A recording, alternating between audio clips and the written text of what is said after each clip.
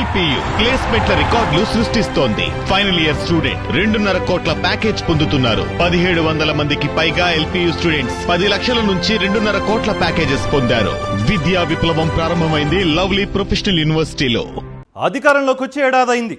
నియోజకవర్గాల్లో సంబరాలు అంబరాన్నంటాలని ఆదేశించారు. కూటమి ప్రభుత్వం ఏర్పడి 1 సంవత్సరం అవుతోంది కాబట్టి ముగ్గులు వేసి టపాసులు గాల్చి సంతోషించాలని పార్టీ కార్యకర్తలకు నేతలకు చెప్పారు.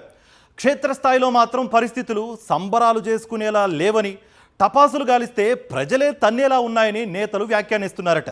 దాంతో అధినేత ఆదేశాలు పేరన్ని టపాసుల్లా తుస్సుమన్నాయనే చర్చ పార్టీలో జరుగుతోందని సమాచారం. స్వార్థపూరిత రాజకీయాలకు అనుగుణంగా ఎప్పటికప్పుడు ప్లేట్లు ఫిరాయించడంలో చంద్రబాబు నెంబర్ 1 అని అందరూ అనుకుంటూ ఉంటారు. అయితే ఆయన్నే తలదన్నేలా జనసేన అధినేత పవన్ కళ్యాణ్ వ్యవహార శైలి తయారైందని గత కొంతకాలంగా విశ్లేషణలు వెలువడుతున్నాయి.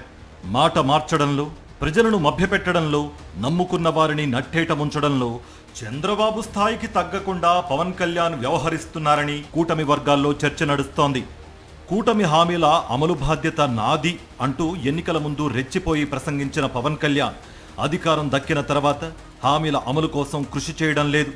బాబు అమలు చేస్తున్న స్వార్థపూరిత రాజకీయాల్లో భాగమైన జనసేన అధినేత మేనిఫెస్టో అమలు గురించి ఒక్క మాట కూడా మాట్లాడడం లేదు. వైఎస్ జగన్ పాలనలో ప్రజాదరణ పొందిన పథకాలు ఏవి ఇప్పుడు లేవు.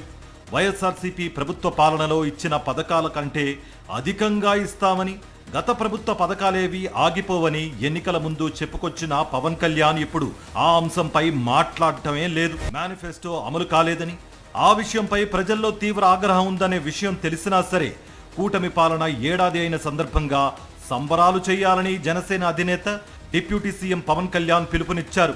దీనిపై జనసేన నేతలు ఆశ్చర్యాన్ని వ్యక్తం చేస్తున్నట్లు సమాచారం.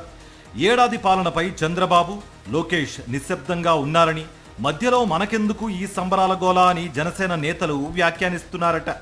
ఉదయం ముగ్గులు వేయాలని, సాయంత్రం టపాకాయలు కాల్చాలని జనసేన అధ్యక్షుడు పవన్ ఇచ్చిన పిలుపు ఒకరిద్దరు నేతలు తప్ప ఎవరూ పట్టించుకోవడం లేదని సమాచారం. కూటమి వైఫల్యాలను నిలదీస్తూ వైఎస్ఆర్సీపీ నిర్వహించిన వెన్నుపోటు దినం సూపర్ సక్సెస్ అయింది. అన్ని వర్గాల ప్రజల్లో ఉన్న తీవ్ర వ్యతిరేకత వెన్నుపోటు దిన కార్యక్రమంలో కనిపించింది. అయినా సరే ప్రజల్లో తీవ్ర అసంతృప్తి ఉన్నా సరే సంబరాలు చేయాలని పవన్ చెప్పడం పట్ల జనసేన నేతలు అసహనానికి గురవుతున్నారట. జనసేన ఎమ్మెల్యేలున్న నియోజకవర్గాల్లో ఎక్కడా సంబరాలు చేయడానికి సిద్ధంగా లేమని అంటున్నారట. 1-2 చోట్ల బలవంతంగా ముగ్గులు వేసినప్పటికీ అంతా మొక్కుబడి వ్యవహారమేనని సమాచారం.